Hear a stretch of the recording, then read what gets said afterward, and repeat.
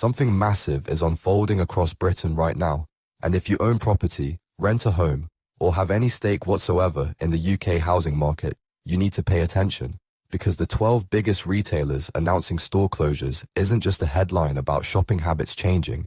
This is a seismic shift about to reshape property values in ways most people haven't begun to consider.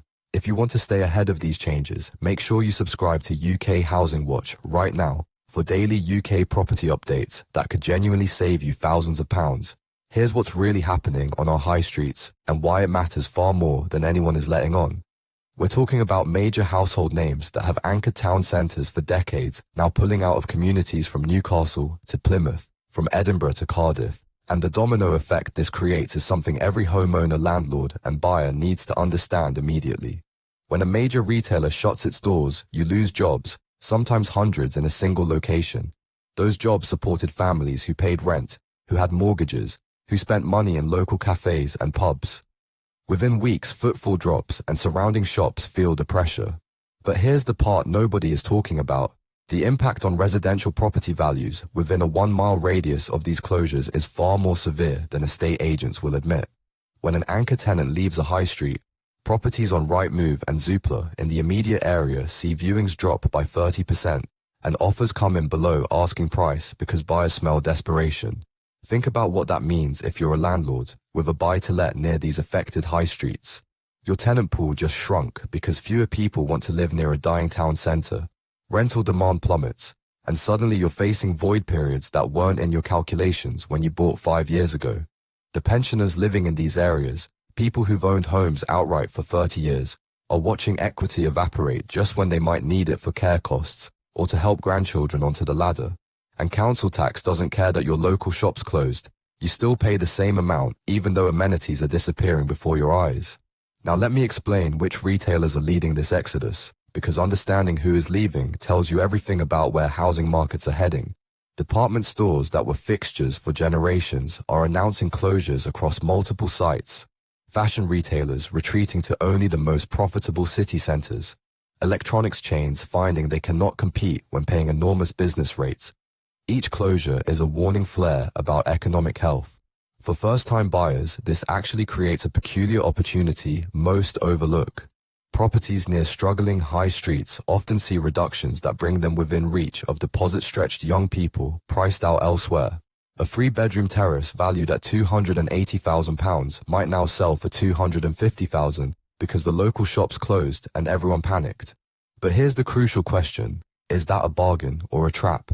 Some dying high streets will absolutely bounce back, converted into mixed-use developments with flats above refurbished spaces, new restaurants, creative workspaces. The government has discussed high street regeneration funds and some areas genuinely benefit. But other high streets will never recover. They'll become ghost streets with boarded windows reflecting British retail's changing face forever. Here's the secret savvy investors use. Look at planning applications. Check your council website for developments being approved. If there's active planning for residential conversions, that's positive because developers don't invest in dead areas. But if the council is silent, if applications are few, if the only activity is temporary permits for charity outlets, that should make you nervous about buying nearby.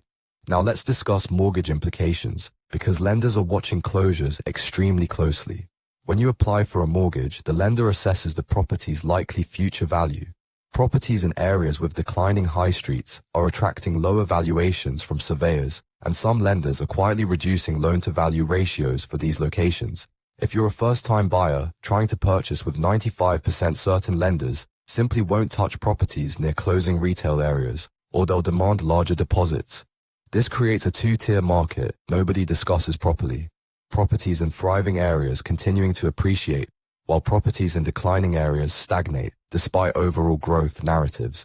Here's another twist absolutely nobody is talking about: the impact on EPC ratings. When retail closes and units sit empty, areas become less walkable, less sustainable, less connected. Future EPC regulations may factor proximity to amenities, and homes near failing high streets could see ratings impacted, making them harder to sell or let. Landlords already facing pressure meeting EPC deadlines have this additional worry when calculating portfolio viability. The rental market presents a complicated picture.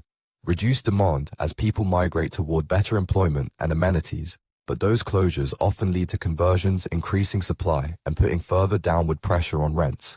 A landlord who bought a flat above shops 5 years ago might watch as shops close and the building converts to flats, creating 12 new units competing for shrinking tenant pools. The maths doesn't work anymore, and we're seeing landlords selling at significant losses, which creates opportunities for those understanding regeneration timelines. For homeowners who cannot move, perhaps in negative equity or emotionally attached, this represents slow erosion of everything they built. The walk to shops past shuttered units and to let signs replaces what was a thriving community. Council tax bands don't automatically adjust downward. You could pay Band D rates for property that lost 20% value because multiple retailers closed within months. Repossessions deserve serious attention too. When major employers close, workers face immediate financial pressure. If they have mortgages, they suddenly cannot meet payments. Lenders pursue possession as last resort, but sustained unemployment in limited alternative employer areas leads to increased repossession activity. We're seeing upticks in repossession listings in towns hit hardest, and these forced sales put additional downward pressure, creating spirals where values fall. More people end up in negative equity. Some cannot stay and cannot leave. Developers are watching closely, making strategic moves. Large house builders have sophisticated models predicting which areas will thrive, and they're adjusting land acquisition accordingly. New builds concentrate in areas with resilient retail, good transport, diversified employment. Watch where Persimmon, Taylor Wimpey and Barrett are building for signals about expected future demand. Planning delays complicate this further. Some struggling high streets would benefit from rapid residential conversion, but planning moves slowly. By the time approval comes, areas may have declined past easy recovery. The government promised reform around permitted development, allowing some commercial to residential without full planning, but reality remains slow and bureaucratic, extending timelines before regeneration takes effect.